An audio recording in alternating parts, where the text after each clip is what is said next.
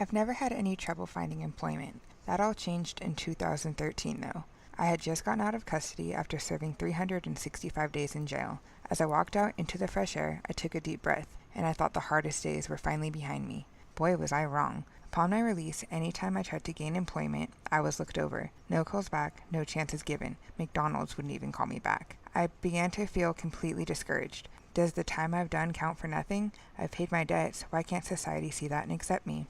I started to fall into a depression. I couldn't catch a break, couldn't move forward. Having a felony on my record hindered any chances I had at becoming a contributing member to society. No matter what debts are paid or how much time is done for the crimes, none of it truly matters if you have an F on your record when the background check is done. No wonder so many return to a life of crime. It's all they know to survive. So I'm sitting there, feeling down on my luck, trying to figure out what I'm going to do. And it hits me. I'm going to start my own business. The next few days, I tried to think of what I could possibly thrive in. With no grand ideas coming to my mind, I decided to take my brother up on an offer to go to my nephew's dirt biking race that weekend. I figured, sure, why not? I could use a distraction. So I'm at the race telling my brother of my idea, and when I finished explaining my train of thought to him, I found myself staring off in the direction of this big haul trailer.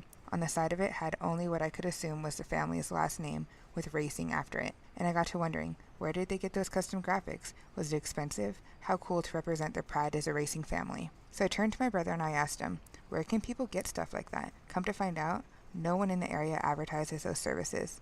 Not only that, but to get something of that nature, you typically order from an online company, and it's pretty pricey. I knew in that moment that's what I was going to do.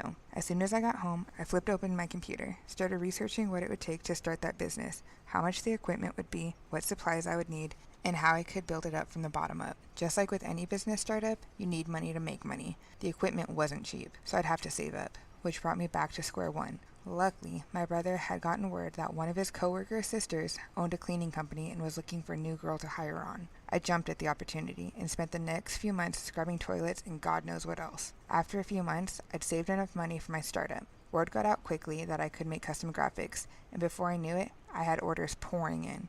It got to the point that I needed someone to help with the back ordering, and that's when I knew I had become my own success. I made something of myself, and I wasn't a statistic.